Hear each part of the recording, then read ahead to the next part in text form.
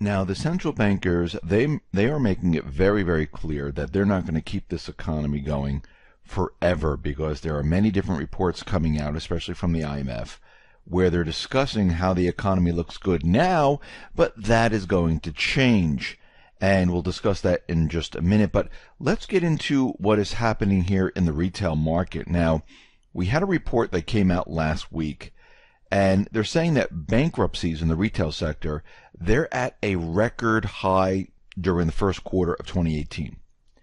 And this report, which is done by Moody's, confirms that, yes, bankruptcies in the retail sectors were at a record high during the first quarter of 2018. There were 9 defaults in the sector, including Sears and Claire's, during the 3 months ending in March 31st. Tops Friendly Market supermarket chain and the Bon-Ton department store chain also filed for bankruptcy during this period. Defaults on corporate debt from the retail sector in the past 3 months made up almost 1/3 of defaults by corporations in all industries. And what we're seeing right now is that things are getting actually worse as time goes on. Now, again, Tops Friendly Markets, that's a supermarket chain. And many people don't buy their food over the internet. And what we're seeing right now is that traffic is drying up at the malls. Traffic at stores, they are drying up. And a lot of people are saying, you know what, I just don't have the funds to go out and to purchase like I used to. Now, there was a time, and we need to remember how this all works. There was a time in the beginning of this fiat system back in 1970s where everything was just beginning. There was really no credit. Most of the people back then only had maybe gas cards. They really didn't have the credit cards that we see today. One of the first was like Master Charge. It wasn't even called Master Card. A lot of people had Diners Club. And what has happened over the period of time, as credit, as the printing of money continued, and the devaluation of the dollar, you had to move into a credit cycle. And this is what we've been in for a very long time, where credit basically took over from people having the actual cash to go out and spend. Now, at the end of the system, what happens? Well, people are up to their eyeballs in debt. Now, think about it. Go back to the 80s, because in the 70s, we were coming off the gold standard, moving on to the petrodollar system, where there was a lot of inflation, a lot of dollars being printed, the value of the dollar was decreasing, so we saw salaries move up because of inflation, we saw housing move up, and in the 80s, all of a sudden, at that point, they were able to reduce the interest rates. Once that happened, they introduced credit cards, they introduced a lot of different things, and people were going out spending like crazy because they were spending money they really didn't have. And that was like the 80s, where you had this credit boom cycle. And that was moving into the 90s also. And then we had the housing boom, where more and more people were able to purchase the houses, and everything was growing. This is how the fiat system works. So we had the beginning stage, where it was kind of tough, middle stage, which was pretty darn good for a lot of people, and now we're at the end stage, where the system completely falls apart.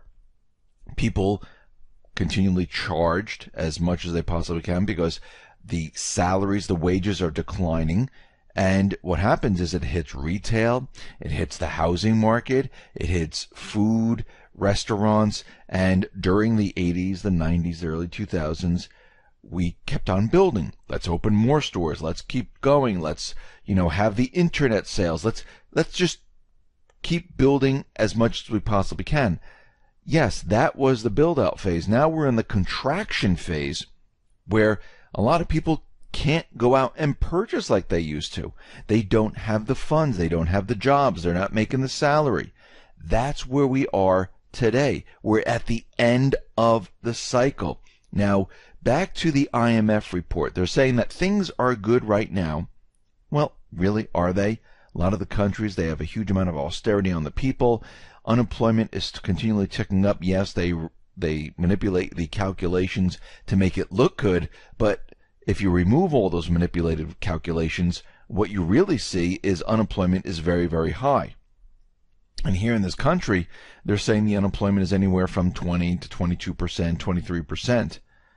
And a lot of people who've lost their positions, they've got part-time jobs. And you have to remember, what they did was you lost a full-time job, got 2 part-time jobs.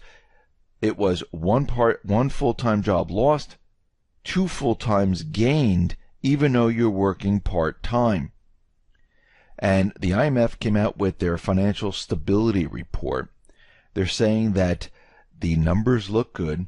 The global economic growth is continually growing. And they said out in the future, not too far off in the distance, because of Trump's policies of trade wars, tariffs, reciprocal taxes, slashing taxes, they see problems. Now, this widening income inequality, the IMF says that this has been exacerbated by technological advancements, and it could lead to a myriad of problems down the road. So you really think this is because of technological advancements, or do you think that there's an income inequality because basically those insiders, those central bankers, those on Wall Street, they all have the inside track, and the rest of the people are sitting here going, what is going on here? This is why the middle class is disappearing. This is why the poor are getting poorer. This is why the 1% is getting wealthier. And they're saying because of the slashing of taxes, because of the trade wars, because of the tariffs, we can see that we're going to have a huge amount of problems in the future. And this is all being blamed on what Trump has done up to this point, where he slashed taxes, there's trade wars, and they're saying as time goes on, as we reach 2020, they're projecting out, they're going to see that things are going to get worse and worse as time goes on. Now, what they're trying to tell us is that everything that Trump is doing is completely wrong. What they were doing, with Greece and Cyprus and Italy and France and, pushing austerity on the people, making the governments cut and slash and remove all the jobs and have the people suffer on the street so their debt can be paid, that is a better solution. Remember, central banks, they like to keep countries in limbo. They can't get out of their debt problem, but the debt problem doesn't sink them. And this is what they've been doing forever. The reason why they're coming down on Trump's plan so hard is because whenever there's a plan that counters the central banks and actually makes the country do much, much better than it really should be doing under the central bank, they don't like this. And I do believe that Trump will be pushing to get rid of the central bank. I mentioned this many times before, where there's Andrew Jackson hanging on his wall, and Andrew Jackson got rid of the central bank. Actually, he campaigned on getting rid of the central bank. And I think eventually, once everything's all said and done, and if the plan goes as planned, the last step would be getting rid of the central bank, because again, the central bank is the cause of these problems around the world. I'm not saying every single problem, but putting nations into debt, starting wars, and everything else all goes back to the central bank. And there's no reason we need a private corporation loaning governments currency with interest attached, where the people then have to pay taxes. You have to give up your hard-earned money and give it to the central bank, because that's really where it's going. It's not going to help the government. You're paying the interest on the debt, because the government continually needs to borrow, because there's no system put into place to say, hey, you can't borrow anymore. Yeah, the debt ceiling is a waste of time. I mean, look what they have to do.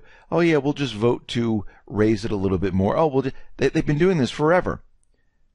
The checks, the system that should be put into place to saying, okay, we can't borrow from anyone because there's no one to borrow from. This is what we have. So guess what? We can't do that program. We can't do this program. It's almost like your household.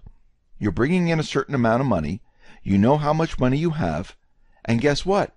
You can't do these certain things. Now, if you're given a credit card, Well, all of a sudden you can do a lot more, but there's interest attached, and your salary is going to go to pay off that interest on that credit card. And as you keep borrowing, you get deeper and deeper into debt.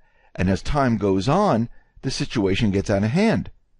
Well, this is what's been happening in this country for a very long time. This is why we're in the trillions in debt. Not a million, not a billion, but trillions. 20 trillion. Actually, it's a lot higher than that, because if you count the unfunded liabilities and everything else, it's much, much, much higher than that.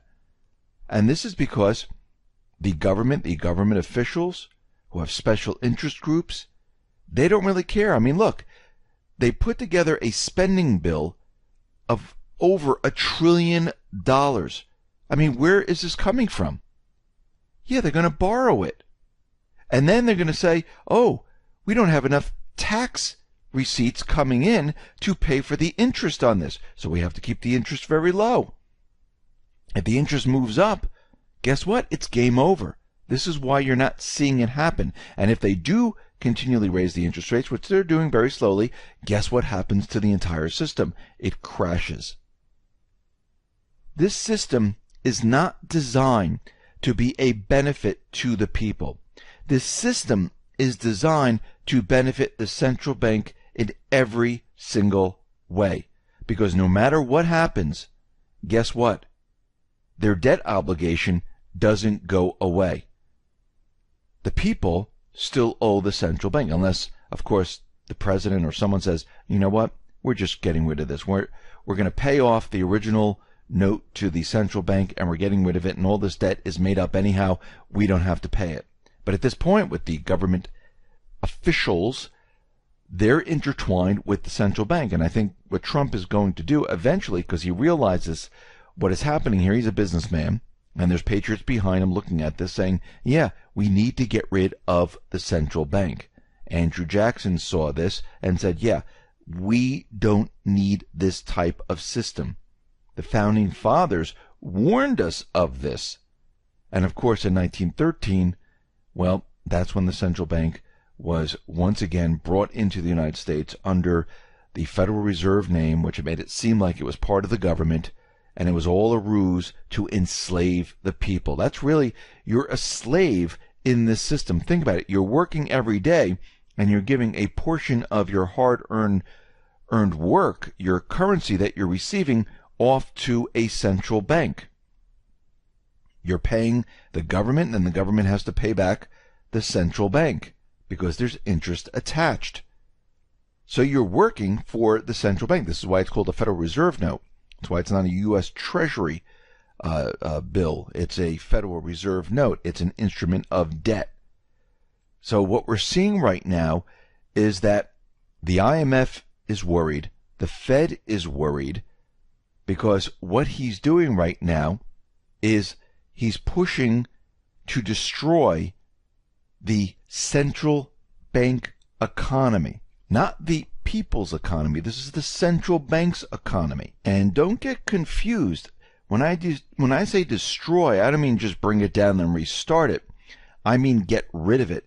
The central bank, well, they like to bring the economy down because they make money when the economy's up. When it's down, it doesn't really make a difference. They want to bring it down so they can restart it again. And the central bank, the way they do it is they make it seem like they're not really doing anything to affect the economy. They're bringing the interest rates up very, very slowly. Everything looks great. And they know what happens each time they bring the interest rates up. The economy starts to buckle under the weight. Things start to go south, and then they start bringing the interest rates down again. But it's a chain reaction, and they know this. And by the time the economy comes down, they've been bringing the interest rates down, and they can say, we had nothing to do with this. It wasn't our fault. But there might be something else that brings it down because there's so many black swans out there. The LIBOR rate is continually increasing every single month or so. And since the beginning until now, since they brought the rates down, it has increased. And what's very interesting about this is that the U.S. Fed funds rate, the LIBOR rates, they that, first of all, it stands for the London Interbank Offered Rate, which is an important benchmark interest rate that is used for price loans across the globe. When the LIBOR rate is low, it means that loans are inexpensive, and vice versa. And with the U.S. Fed funds rate, the LIBOR rates were cut to record low levels during the 2008-2009 financial crisis in order to encourage more borrowing and, economic growth and things like that. Unfortunately, economic booms that are created via the central bank manipulation of borrowing costs are typically temporary bubble booms rather than sustainable organic economic booms. When central banks raise borrowing costs as an economic cycle matures, the growth driving bubbles pop, leading to a bear market, financial crisis, and recession. When you look at the LIBOR rate and you look at the chart, you can see the historic bubbles where they are formed during those low LIBOR rates. And as the rate moves up, guess what happens? All of a sudden, the bubble pops. And we saw this, and the chart matches up to the 2007-2008 crisis. We see it going back to the dot-com bubble in 2001. We see it going back to the 1992-1991 crisis there. I mean, each time it correlates with what has happened with LIBOR. So we're seeing a lot of these indicators letting us know that problems are headed our way. Now, what's very interesting is that there are many countries now dumping treasuries. China decided not to purchase anymore. They were dumping. We see Japan, they are dumping their treasuries. And Russia, the Central Bank of Russia, has sold $3.1 billion in U.S. Treasury bills as of February, reducing its investment in American debt to the lowest level since March of last year, and they're expecting to dump even more. Now, the question is, was this part of the plan? Because we can see that Trump is working with China, on the trade deals, and building and creating everything for the new economy. In the meantime, countries are dumping treasuries. He's already explaining to the country and to the world that Russia and China, they are basically devaluing their currency, and it looks like they might be pushing a currency war where he's going to devalue the dollar and maybe have the dollar crash, because we know that the central banks, they have to raise interest rates during this period of time. And we know what happens when they raise interest rates. Well, they keep raising it until the economy buckles under the weight, and then they start lowering it, but it's too late. We mentioned that before, and the economy comes down. So what do we see here? We see the LIBOR rate moving up, and we've seen the pattern there where every time it is brought to the lowest point and it starts moving up like this, the economies come down. When the Fed raises their rates during a low interest rate type of period of time, they bring the economy down. And it looks like Trump is pushing the agenda to do the same thing and to force the central bank into doing this. Now, he needs to control the narrative of when this system comes down, and he can point the finger at the central bank saying, listen, we have proof. We know they raised the rates. The LIBOR rate was going up. People were dumping the treasuries. The interest rates were moving up, and that brought down the economy. Stock market came down. Jobs are being lost. Maybe we should look into the Fed's affairs. Maybe we should audit the Fed. And he can start this type of investigation into what the Fed has done, if he can build the case.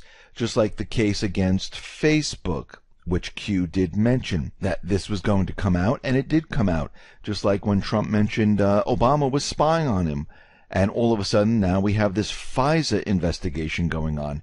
All he has to do is the same exact thing with the central bank. Mention it, saying, I think something's going on with the central bank. I think they caused this by raising interest rates, by manipulating, and all of a sudden Congress and those people that have been pushing an audit the Fed bill might say, hey, let's push this again, and it might go through. He's going to sign it. and this might be the start of auditing the Fed. It's that simple.